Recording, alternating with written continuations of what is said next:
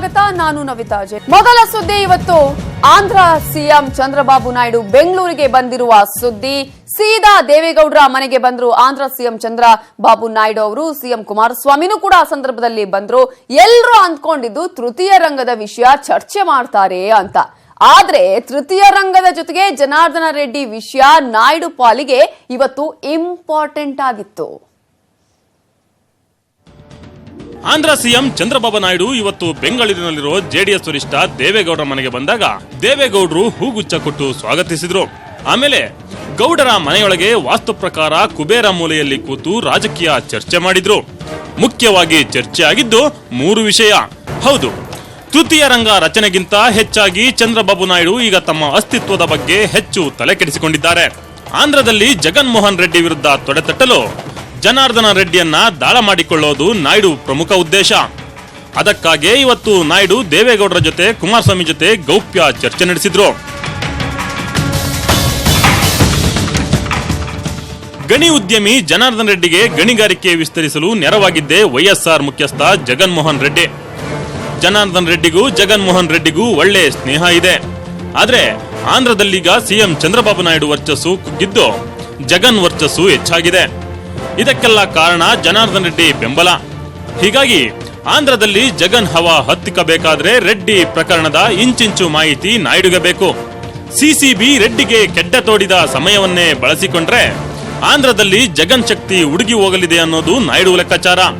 ಹಾಗಾಗಿನೇ ಇವತ್ತು ಗೌಡರನ್ನ ಭೇಟಿ ಮಾಡಿ ಮಾತುಕತೆ ನಡೆಸಿದ್ರು.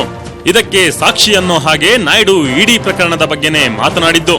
Even ED, income tax, they are using these institutions for controlling opposition, and also they are raiding indiscriminately and harassing politicians like anything. You have seen in Karnataka, you have seen in Tamil Nadu, recently you have seen in Telangana, UP, even Bihar, even Gujarat, everywhere, for total harassment of opposition leaders. Even today if you see Rafale, PM is not giving any answer for that. CCB ಮೂಲಗಳ ಪ್ರಕಾರ ಜನಾರ್ದನ ರೆಡ್ಡಿ ಆಂಧ್ರದಲ್ಲೇ ತಲೆಮರೆಸಿಕೊಂಡಿದ್ದಾರೆ. ಇದೇ ಕಾರಣಕ್ಕಾಗಿ CM Kumaraswamy ಹಾಗೂ ದೇವೇಗೌಡರ ಜೊತೆ ಚಂದ್ರಬಾಬು ನಾಯ್ಡು ಸಮಗ್ರವಾಗಿ ಚರ್ಚಿಸಿದ್ದಾರೆ. ಆಂಧ್ರದಲ್ಲಿಯೂ ಪ್ರಕರಣದ ಕೊಂಡಿ ಇದ್ದರೆ ತನಿಖೆಗೆ ಬೇಕಾದ ಸಹಕಾರ ನೀಡುವೆ ಅಂತ ನಾಯ್ಡು ಭರವಸೆ ಕೊಟ್ಟಿದ್ದಾರೆ.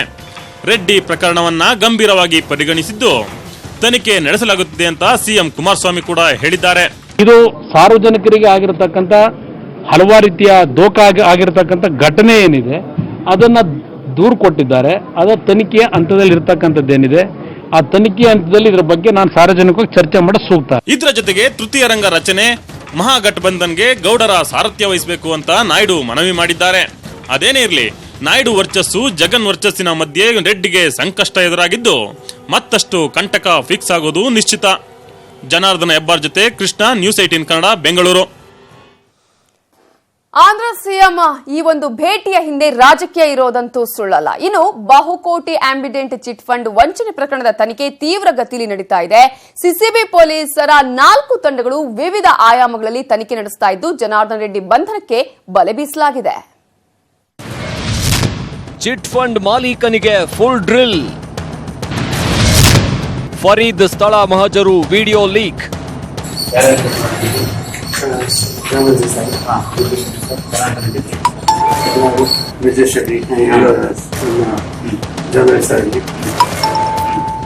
ಆಂಬಿಡೆಂಟ್ ಚಿಟ್ ಫಂಡ್ ವಂಚನೆ ಪ್ರಕರಣದ ತನಿಖೆ ವೇಗ ಪಡೆದುಕೊಂಡಿದ್ದು ಆಂಬಿಡೆಂಟ್ ಮಾಲೀಕ ಸೈಯದ್ ಫರೀದ್ನನ್ನ ಸಿಸಿಬಿ ಪೊಲೀಸರು ವಿಚಾರಣೆ ನಡೆಸಿದ್ದಾರೆ.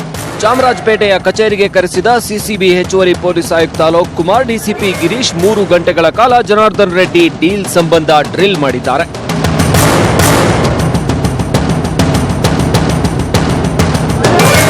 ಸಿಸಿಬಿ ವಿಚಾರಣೆ ವೇಳೆ ಫರೀದ್ ಮತ್ತಷ್ಟು ಸ್ಫೋಟಕ ಮಾಹಿತಿ ಬಾಯ್ಬಿಟ್ಟಿದ್ದು ಪ್ರಮುಖ ರಾಜಕಾರಣಿಗಳ ಹೆಸರನ್ನ ಬಾಯ್ಬಿಟ್ಟಿದ್ದಾನೆ ಎನ್ನಲಾಗಿದೆ. ಸಿಸಿಬಿ ಪೊಲೀಸರು ಆ ಹೆಸರುಗಳನ್ನ ನಮೂದು ಮಾಡಿಕೊಂಡಿದ್ದು ಗಣ್ಯ ವ್ಯಕ್ತಿಗಳ ವಿಚಾರಣೆಗೂ ಚಿಂತನೆ ನಡೆಸಿದ್ದಾರೆ. ಗಣಿದಣಿ ಜನಾರ್ದನ್ ರೆಡ್ಡಿ ಬಂಧನಕ್ಕೆ ಹೈದರಾಬಾದ್, ಬಳ್ಳಾರಿ ಸೇರಿದಂತೆ ನಾನಾ ಕಡೆ ಸರ್ಚಿಂಗ್ ನಡೆಯುತ್ತಿದ್ದು ಶೀಘ್ರವೇ ಬಂಧಿಸುವ ವಿಶ್ವಾಸ ವ್ಯಕ್ತಪಡಿಸಿದ್ದಾರೆ. ಈಗ ಎಲ್ಲ ಕಡೆ ನಾವು ಅದರ ಸಲುವಾಗಿ ಅವರಿಗೆ ಹುಡುಕ್ತಾ ಇದ್ದೀವಿ. ಮತ್ತು ಕೆಲವು ಕಡೆದು ಪೊಲೀಸ್ ಏನಿದ್ದಾರೆ ಬೇರೆ ರಾಜ್ಯದ್ದು ಅವರ ಜೊತೆಗೆ ನಾವು ಸಂಪರ್ಕದಲ್ಲಿದ್ದೀವಿ. ಅವರಿಗೆ ನಾವು ಮಾತಾಡಿದ್ದೀವಿ. ಅವರಿಗೆ ನಾವು ಅವ್ರದ್ದು ಕೂಡ ಅಸಿಸ್ಟೆನ್ಸ್ ನಾವು ಕೇಳ್ತಾ ಇದ್ದೀವಿ. ಆಂಬಿಡೆಂಟ್ ಮಾಲೀಕ ಫರೀದ್ ಮತ್ತು ಜನಾರ್ದನ್ ರೆಡ್ಡಿ ಡೀಲಿಂಗ್ ನಡೆಸಿದ ಸ್ಥಳಕ್ಕೂ ಕರೆದುಕೊಂಡು ಹೋಗಿ ಮಹಜರು ನಡೆಸಿದ್ದಾರೆ. ಸ್ಥಳ ಮಹಜರು ವಿಡಿಯೋ ಲೀಕ್ ಆಗಿದ್ದು ತನಿಖೆಗೆ ದೊಡ್ಡ ತೊಡಕಾಗಿ ಪರಿಣಮಿಸಿದೆ.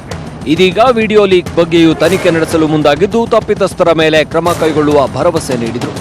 ಇದು ಫೈಸಲ್, ಬ್ರಿಜೇಶ್ ರೆಡ್ಡಿ, ಜನಾರ್ದನ್ ರೆಡ್ಡಿ, ಓಕೆ, ಮಲ್ಲಿಕಾನ್ ಇದೇ ಜಾಗದಲ್ಲಿ ಇದ್ದಿದ್ದಲ್ವಾ? ಸೊ ಹಣಕಾಸಿನ ಬಗ್ಗೆ ಮಾತುಕತೆ ಆಗಿದೆಯಲ್ಲಿ ದುಡ್ಡು ಎಷ್ಟು ಕೊಡಬೇಕು ಅಂತ ಮಾತುಕತೆ ಆಗಿದೆಯಲ್ಲಿ ಅಲ್ಲೇ ಆಗಿದೆ, ಅಲ್ಲೇ ಆಗಿದೆ, ಮುಚ್ಚೆ ಆಗಿದೆ, ಎಲ್ಲ ಇಲ್ಲೇ ಆಗಿದೆ. ಹೌದು ಹೌದು, ಓಕೆ, ಸರಿ ಸರಿ. ಆಂಬಿಡೆಂಟ್ ಚಿಟ್ ಫಂಡ್ ಮತ್ತು ಜನಾರ್ದನ್ ರೆಡ್ಡಿ ಡೀಲ್ ಪ್ರಕರಣದಲ್ಲಿ ರೆಡ್ಡಿ ಆಪ್ತ ಅಲಿಖಾನ್ ಮತ್ತು ಬ್ರಿಜೇಶ್ ರೆಡ್ಡಿಗೆ ಸಿಸಿಬಿ ಪೊಲೀಸರು ನೋಟಿಸ್ ನೀಡಿದ್ದು ವಿಚಾರಣೆಗೆ ಬರುವಂತೆ ಸೂಚಿಸಿದ್ದಾರೆ. ಪ್ರಕರಣದ ಆಳ ಅಗಲ ಬಗೆದಷ್ಟು ಹೆಚ್ಚಾಗುತ್ತಿದ್ದು ಯಾರು ಯಾರಿಗೆ ಸುತ್ತಿಕೊಳ್ಳುತ್ತೋ ಕಾದು ನೋಡಬೇಕು.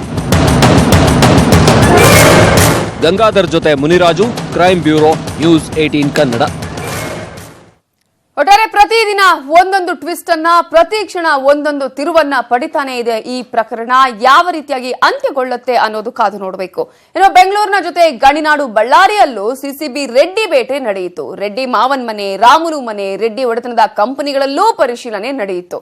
ರೆಡ್ಡಿ ಅತ್ತೆ ಸಿಸಿಬಿ ಎದುರು ರಂಪಾಟನೆ ಮಾಡಿದ್ರು. ಕುಚ್ಚುಕು ರಾಮುಲುಗೂ ತಟ್ಟಿದ ಸಿಸಿಬಿ ಬಿಸಿ. ಬಳ್ಳಾರಿಯಲ್ಲೂ ಸಿಸಿಬಿಯಿಂದ ರೆಡ್ಡಿ ಬೇಟೆ.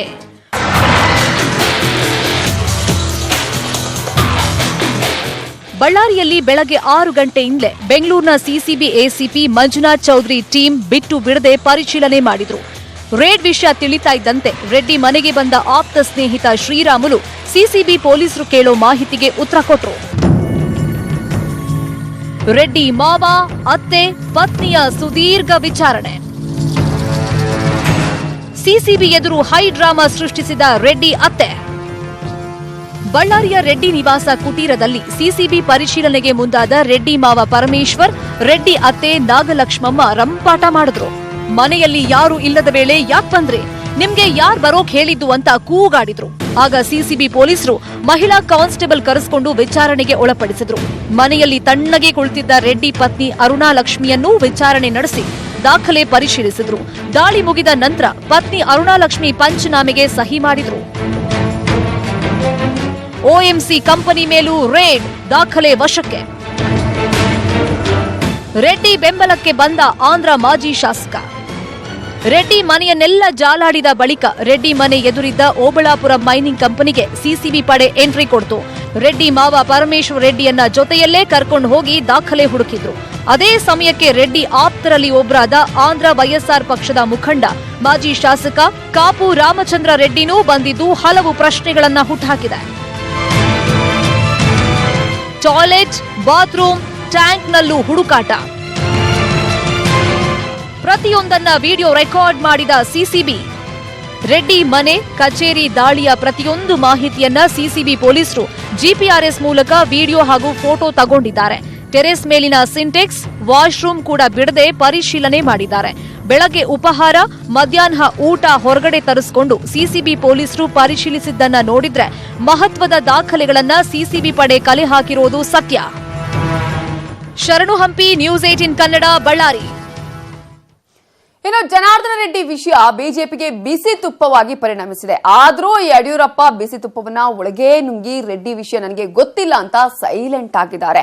ರೆಡ್ಡಿ ವಿರುದ್ಧ ದಿನೇಶ್ ಗುಂಡೂರಾವ್ ವಾಗ್ದಾಳಿ ನಡೆಸಿದ್ರೆ ಆಂಬಿಡೆಂಟ್ ಕಂಪನಿ ಉದ್ಘಾಟನೆಗೆ ಹೋಗಿ ಸಂಕಟಕ್ಕೆ ಸಿಲುಕಿರೋ ರಾಮಲಿಂಗಾರೆಡ್ಡಿ ನನ್ನ ಪಾತ್ರ ಏನೂ ಇಲ್ಲ ಅಂತ ಸ್ಟೇಟ್ಮೆಂಟ್ ಕೊಟ್ಟಿದ್ದಾರೆ. ನನಗೇನು ಅಂದಾಜಿಲ್ಲ ಇವರದು ಕಾನೂನಂತೆ ಏನು ಕ್ರಮ ತಗೊಳ್ತಾರೋ ತಗೊಳ್ಳೋದು, ನಮಗೇನು ಸಂಬಂಧ ಏನಿದೆ. Is not in our party also, ನಮಗೇನು ಸಂಬಂಧ ಇಲ್ಲ. ಬೇರೆ ವಿಷಯ ಅದು ಏನಿದೆ, ತನಿಖೆ ಆಗಲಿ. ತಪ್ಪು ಯಾರು ಮಾಡಿದ್ರು ತಪ್ಪು. ನನಗೇನು ಡೀಟೇಲ್ಸ್ ಗೊತ್ತಿಲ್ಲ ಅವರಮ್ಮ. ನೀವೇನೇ ಮಾಧ್ಯಮದಲ್ಲಿ ಏನು ಹೇಳ್ತೀರೋ ಅಷ್ಟು ಮಾತ್ರ ನಮ್ಗೆ ಗೊತ್ತಿರುವಂಥದ್ದು. ಉಳಿದೆಲ್ಲ ಸಂಗತಿಗಳು ಬಹಿರಂಗ ಆಗಬೇಕು, ಸತ್ಯ ಗೊತ್ತಾಗಬೇಕು ಅಷ್ಟೇ. ಮಿನಿಸ್ಟರ್ ಆಗಿದ್ದಾಗ ಎಲ್ಲರೂ ಕಾರ್ಯಕ್ರಮಗಳು ಕರೀತಾರೆ. ಅದು ಯಾವುದು ಆಂಬಿಡೆಂಟ್ ಕಂಪ್ನಿ ಅವತ್ತೇ ನಾನು ಹೆಸರೇ ಕೇಳಿರಲಿಲ್ಲ. ಅವ್ರು ನೋಡಿದ್ದು ಅವತ್ತೇ ಮೊದಲು, ಅವತ್ತೇ ಕೊನೆ. ಯಾರೋ ಪರಿಚಯ ಇರ್ತಕ್ಕಂಥವ್ರು ಇಲ್ಲ ಬರಲೇಬೇಕು, ಈ ಥರ ಕಾರ್ಯಕ್ರಮ ಮಾಡಬೇಕಾಗಿರೋರು ಅಂದರು. ಅದೇನು ಮೊಬೈಲ್ ಬಿಡುಗಡೆ ಮಾಡೋದು ಅಷ್ಟೇ. ಆಮೇಲೆ ಈ ಹಣಕಾಸಿನ ವ್ಯವಹಾರದ್ದು ಅದು ಬೇರೆ ಕಂಪ್ನಿ ಇರ್ಬೋದು ಅವ್ರದ್ದು. ಅದಕ್ಕೆ ಮುಂಚೆನೂ ಭೇಟಿ ಮಾಡಿರಲಿಲ್ಲ. ಯಾರೋ ಪರಿಚಯಸ್ಥರು ಈ ಥರ ಬನ್ನಿ ಕಾರ್ಯಕ್ರಮಕ್ಕೆ ಅಂತ ಕರೆದ್ರು. ಜನಾರ್ದನ್ ರೆಡ್ಡಿ ಅವರ ಹಿನ್ನೆಲೆ ಮತ್ತು ಅವರು ಎಚ್ಚರಿಕೆಯಿಂದ ಇರಬೇಕಾಗಿದೆ. ಯಾಕೆಂದರೆ ಈಗಾಗಲೇ ಅವರು ಜೈಲ್ಗೆ ಹೋಗಿ ಬಂದಿರತಕ್ಕಂಥವ್ರು, ಬೇಲ್ ಮೇಲೆ ಹೊರಗಡೆ ಇದ್ದಾರೆ, ಕೇಸ್ ನಡೀತಾ ಉಂಟು, ಸೊ ಹೈಕೋರ್ಟಲ್ಲೆಲ್ಲ ಕೇಸ್ಗಳಿದೆ. ಸೊ ಹುಷಾರಾಗಿರ್ಬೇಕು ಅವರು. ಮತ್ತೆ ಹೊರಗೆ ಬಂದು ಮತ್ತೆ ಇದೇ ರೀತಿಯಾಗಿ ನಡ್ಕೊಳ್ತಾರೆ ಅಂತ ಹೇಳಿದ್ರೆ ಅವರ ಒಂದು ಧೈರ್ಯ ನೋಡಿ ಅದನ್ನು ಮೆಚ್ಕೋಬೇಕಾಗ್ತದೆ.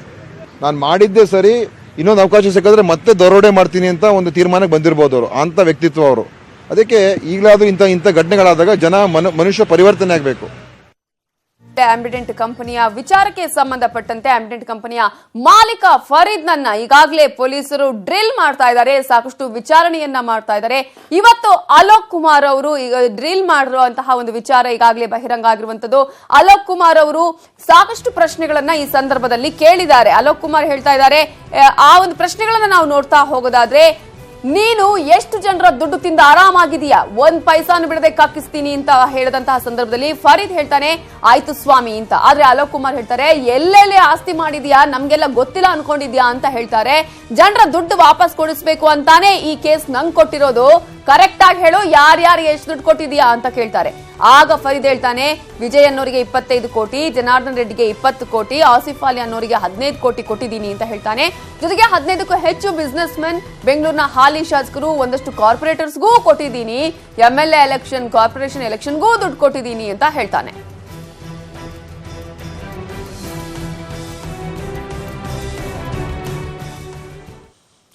ಇನ್ನು ಡಿಮಾನಿಟೈಸೇಷನ್ ವಿಷಯವನ್ನ ನೋಡೋದಾದ್ರೆ, ನೋಟು ಅಮಾನ್ಯೀಕರಣಕ್ಕೆ ಇವತ್ತಿಗೆ ಭರ್ತಿ 2 ವರ್ಷ ತುಂಬಿದೆ. ಬಿಜೆಪಿ ಪಾಲಿಗೆ ಇದೊಂದು ಐತಿಹಾಸಿಕ ನಿರ್ಣಯ ಆದ್ರೆ, ಕಾಂಗ್ರೆಸ್ ಪಾಲಿಗೆ ಇದು ಬಿಜೆಪಿ ಮಣಿಸುವ ಬ್ರಹ್ಮಾಸ್ತ್ರ. ಅದಕ್ಕೆ ಇವತ್ತು ಮೋದಿಯನ್ನೇ ಟಾರ್ಗೆಟ್ ಮಾಡಿ ಕಾಂಗ್ರೆಸ್ ಅವರು ವಾಗ್ದಾಳಿ ಮಾಡಿದ್ರು. ನೋಟು ಅಮಾನ್ಯೀಕರಣ ಕ್ರಮ ಸಕ್ಸಸ್ಸೋ ಫೇಲೋ? 2 ವರ್ಷ ಕಳೆದ್ರೂ ಮುಗ್ದಿಲ್ಲ ಬಿಜೆಪಿ ಯುಪಿಎ ಫೈಟ್.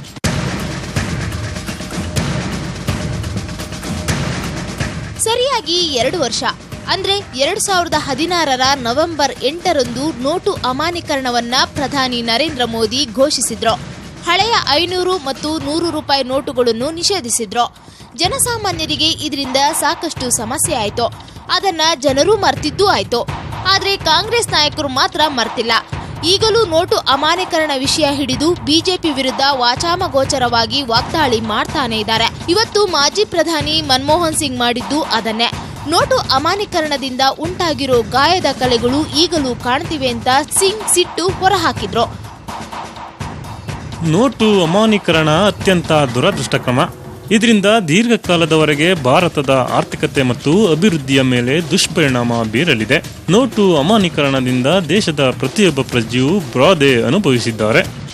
ಆದ್ರೆ ನೋಟು ನಿಷೇಧದ ನಿರ್ಧಾರ ಐತಿಹಾಸಿಕ ನಿರ್ಣಯ ಅಂತ ಹಾಲಿ ಹಣಕಾಸು ಸಚಿವ ಅರುಣ್ ಜೇಟ್ಲಿ ಹೇಳಿದ್ರೆ, ಮಾಜಿ ಹಣಕಾಸು ಸಚಿವ ಚಿದಂಬರಂ ಜೇಟ್ಲಿ ಹೇಳಿಕೆಗೆ ತಿರುಗೇಟು ಕೊಟ್ರು. Directing the RBI to transfer 1 lakh crore of rupees to the government's account. In that event, the governor has only 2 options. 1, to transfer the money, or 2, to resign. In my view, whichever option is taken by the governor, it will irretrievably damage the credibility and reputation of the RBI. It will also mean the capture of the RBI by the government. India's taxation rates have been brought down. When this government took over, obviously the Department of Income Tax ignored them. But if people were depositing lakhs, several lakhs, high values, not 2 or 3 or 5 lakhs, but several high values into big lakhs or crores. ಈ ಮಧ್ಯೆ ಬೆಂಗಳೂರು, ಕೇರಳ ಸೇರಿದಂತೆ ದೇಶದ ಹಲವೆಡೆ ಮೋದಿ ಸರ್ಕಾರದ ವಿರುದ್ಧ ಯುವ ಕಾಂಗ್ರೆಸ್ ಕಾರ್ಯಕರ್ತರು ಪ್ರತಿಭಟನೆ ಮಾಡಿದ್ರು. ಅದೇನೇ ಇರಲಿ, ನೋಟ್ ಬ್ಯಾನ್ ಆಗಿ 2 ವರ್ಷವಾದ್ರೂ ಅದೇ ವಿಷಯ ರಾಜಕೀಯ ಅಸ್ತ್ರ ಆಗಿದೆ ಅನ್ನೋದು ಸುಳ್ಳಲ್ಲ. Kiran Malkar, bureau report, news 18 Kannada. ಒಟ್ಟಾರೆ 500 ಮತ್ತು 1000 ಮುಖಬೆಲೆಯ ನೋಟು ಬ್ಯಾನ್ ಆಗಿ 2 ವರ್ಷ ಕಳೆದ್ರೂ ಕೂಡ ಈ ವಿಚಾರದಲ್ಲಿ ರಾಜಕೀಯ ಮಾಡೋದು ಇನ್ನೂ ಕೂಡ ಬಿಟ್ಟಿಲ್ಲ. ಇನ್ನು ಮುಂದಿನ ಸುದ್ದಿ ನೋಡೋದಾದ್ರೆ, ದೀಪಾವಳಿ ಹಬ್ಬದ ಪ್ರಯುಕ್ತ ಬೆಳಗಾವಿಯ ಸರ್ದಾರ್ ಮೈದಾನದಲ್ಲಿ ಕೋಣ ಓಡಿಸುವ ಸ್ಪರ್ಧೆ ಆಯೋಜನೆ ಮಾಡಲಾಗಿತ್ತು. ಈ ವೇಳೆ ಕನ್ನಡ ಬಾವುಟ ಹಾಗೂ ಭಗವಧ್ವಜ ತಾಕಿದ ವಿಚಾರಕ್ಕೆ ಎರಡು ಗುಂಪುಗಳ ನಡುವೆ ಮಾರಾಮಾರಿ ನಡೆದಿದೆ. ಕಲ್ಲು ತೂರಾಟ ನಡೆಸಿ ಯುವಕರು ಆಕ್ರೋಶ ವ್ಯಕ್ತಪಡಿಸಿದ್ದಾರೆ. ಈ ವೇಳೆ ಪೊಲೀಸರು ಲಾಠಿ ಚಾರ್ಜ್ ಮಾಡಿ ಪರಿಸ್ಥಿತಿಯನ್ನ ಹತೋಟಿಗೆ ತಂದಿದ್ದಾರೆ. ಘಟನೆ ನಡೆದ ವೇಳೆ ಶಾಸಕ ಬೆಳಗಾವಿಯ ಉತ್ತರ ಶಾಸಕ ಅನಿಲ್ ಬೆನಕೆ ಸ್ಥಳದಲ್ಲೇ ಇದ್ರು ಅನ್ನುವ ಮಾಹಿತಿನೂ ಇದೆ. ಗಲಾಟೆಯಲ್ಲಿ ಓರ್ವ ವ್ಯಕ್ತಿಗೆ ದುಷ್ಕರ್ಮಿಗಳು ತೀವ್ರವಾಗಿ ಥಳಿಸಿದ್ದಾರೆ. ಸ್ಥಳಕ್ಕೆ ಹಿರಿಯ ಪೊಲೀಸ್ ಅಧಿಕಾರಿಗಳು ಆಗಮಿಸಿದ್ದು ಡಿಸಿ ಹಾಗೂ ಎಸ್ಪಿ ಸ್ಥಳಕ್ಕೆ ತೆರಳುತ್ತಾ ಇದ್ದಾರೆ.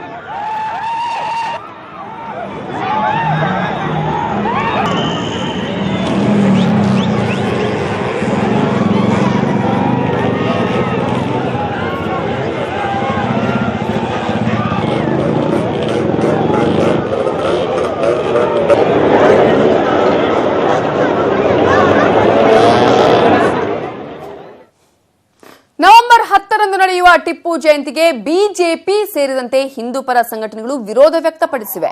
ಹಾಗಾಗಿ ಕೊಡಗು ಜಿಲ್ಲೆಯಾದ್ಯಂತ ನಾಳೆ ಸಂಜೆ 6 ಗಂಟೆಯಿಂದ ಭಾನುವಾರ ಬೆಳಗ್ಗೆ 6 ಗಂಟೆಯ ತನಕ ನಿಷೇಧಾಜ್ಞೆ ಜಾರಿ ಮಾಡಲಾಗಿದೆ ಅಂತ ಎಸ್ಪಿ ಸುಮನ್ ಡಿ ಪನ್ನೇಕರ್ ಹೇಳಿದ್ದಾರೆ. ಸೋಮವಾರಪೇಟೆ, ವಿರಾಜಪೇಟೆ ಮತ್ತು ಮಡಿಕೇರಿಯಲ್ಲಿ ಟಿಪ್ಪು ಜಯಂತಿ ಆಚರಿಸಲಾಗುತ್ತಿದ್ದು ಹೊರಗಿನಿಂದ ಯಾವುದೇ ಕಿಡಿಗೇಡಿಗಳು ಬರದಂತೆ ಜಿಲ್ಲೆಯ ಗಡಿಭಾಗಗಳಲ್ಲಿ ಹೆಚ್ಚುವರಿ 10 ಚೆಕ್ಪೋಸ್ಟ್ ಸೇರಿ ಒಟ್ಟು 40 ಚೆಕ್ಪೋಸ್ಟ್ ನಿರ್ಮಿಸಲಾಗಿದೆ ಅಂತ ತಿಳಿಸಿದ್ದಾರೆ. ಆಯಕಟ್ಟಿನ ಸ್ಥಳಗಳಲ್ಲಿ 200ಕ್ಕೂ ಹೆಚ್ಚು ಸಿಸಿಟಿವಿ ಅಳವಡಿಸಲಾಗಿದೆ. ಭದ್ರತೆಗೆ 2,000 ಪೊಲೀಸರನ್ನ ನಿಯೋಜನೆ ಮಾಡಲಾಗಿದೆ. ಮದ್ಯ ಮಾರಾಟವನ್ನ ನಿಷೇಧ ಮಾಡಿ ಜಿಲ್ಲಾಡಳಿತ ಆದೇಶ ಮಾಡಿದೆ. ಟಿಪ್ಪು ದಿನಾಚರಣೆ ಹಿನ್ನೆಲೆಯಲ್ಲಿ ಆ ದಿನ ಪ್ರೊಹಿಬಿಟಿವ್ ಆರ್ಡರ್ಸ್ ನಾವು ಜಿಲ್ಲಾಡಳಿತ ಮತ್ತು ಪೊಲೀಸ್ ಒಂದು ಪ್ರೊಸೀಡಿಂಗ್ಸ್ ಮಾಡಿಬಿಟ್ಟು ಡಿಸಿಷನ್ ಮಾಡಿರೋ ಪ್ರಕಾರ 9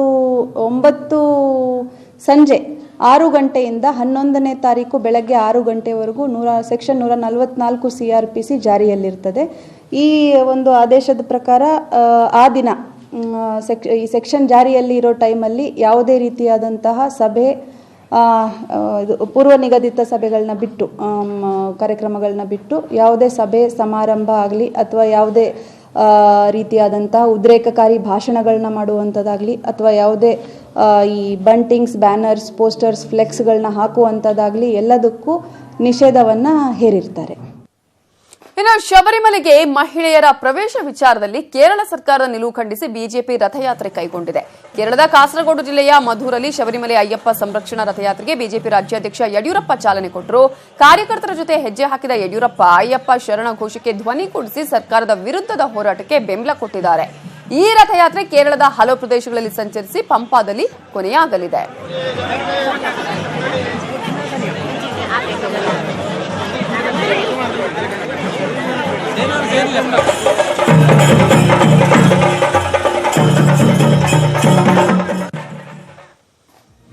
ಛತ್ತೀಸ್ಗಢದಲ್ಲಿ ನಡೆದಂತಹ ನಕ್ಸಲರ ಅಟ್ಟಹಾಸದ ಸುದ್ದಿ. ಬಸ್ ಅನ್ನ ಗುರಿಯಾಗಿಸಿಕೊಂಡು ನಕ್ಸಲರು ನಡೆಸಿದ ದಾಳಿಯಲ್ಲಿ 3 ನಾಗರಿಕರು, ಓರ್ವ ಸಿಐಎಸ್ಎಫ್ ಯೋಧ ಕೂಡ ಹುತಾತ್ಮರಾಗಿದ್ದಾರೆ.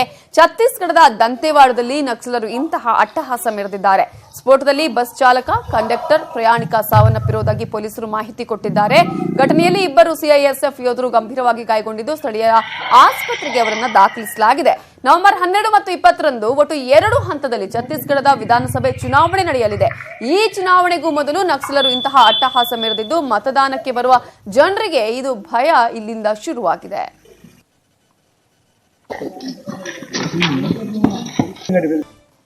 ಕರ್ನಾಟಕದಲ್ಲಿ ಬಂಧನವಾದ 3 ಎನ್ಐಎ ಉಗ್ರರಿಂದ ಸ್ಫೋಟಕ ಮಾಹಿತಿ ಹೊರಬಿದ್ದಿದೆ. ಅಶೋಕ್ ಕುಂಬಾರ್, ರಾಜೇಂದ್ರ ಪಾಟೀಲ್ ಹಾಗೂ ಗಂಗಾಧರ್ ಕೋಲ್ಕರ್ ಅನ್ನುವ ಈ ಆರ್ಥಿಕ ಉಗ್ರರು ಸತ್ಯವೊಂದನ್ನ ಬಿಚ್ಚಿಟ್ಟಿದ್ದಾರೆ. ಅದೇನಂದ್ರೆ ಬಾಂಗ್ಲಾದಿಂದ ಭಾರತಕ್ಕೆ 2,000 ರೂಪಾಯಿ ಮುಖಬೆಲೆಯ ನಕಲಿ ನೋಟು ಬರ್ತಿವೆ ಅನ್ನೋದು. ಪಶ್ಚಿಮ ಬಂಗಾಳ ಜೈಲಿನಿಂದಲೇ ಶಹನವಾಜ್ ಕಸೂರಿ ಎಂಬಾತ ಈ ಕೆಲಸ ಮಾಡ್ತಿದ್ದಾನೆ. 48,000 ಒರಿಜಿನಲ್ ನೋಟುಗಳಿಗೆ 1 ಲಕ್ಷ ನಕಲಿ ನೋಟ್ ಕೊಡ್ತಾರಂತೆ. ರೈಲಿನ ಮೂಲಕ ಖೋಟಾ ನೋಟು ಮನೆ ಮನೆಗೆ ಬರ್ತಿವಿಯಂತೆ ಅನ್ನುವಂತಹ ಆತಂಕಕಾರಿ ಮಾಹಿತಿಯನ್ನ ಹೊರ ಹಾಕಿದ್ದಾನೆ.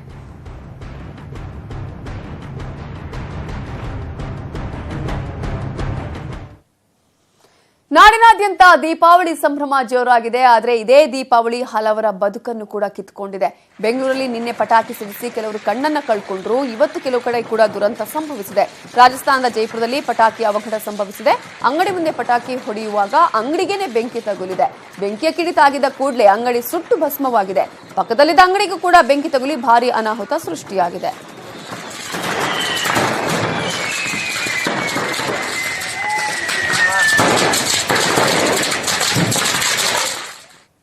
ಬೆಟ್ಟದ ಹೂ ಚಿತ್ರದ ಶೂಟಿಂಗ್ ನಡೆದ ಜಾಗಕ್ಕೆ ಪವರ್ ಸ್ಟಾರ್ ಪುನೀತ್ ರಾಜ್ಕುಮಾರ್ ಭೇಟಿ ಕೊಟ್ಟಿದ್ರು. 34 ವರ್ಷಗಳ ಹಿಂದಿನ ನೆನಪನ್ನ ಪುನೀತ್ ರಾಜ್ಕುಮಾರ್ ಬಿಚ್ಚಿಟ್ರು.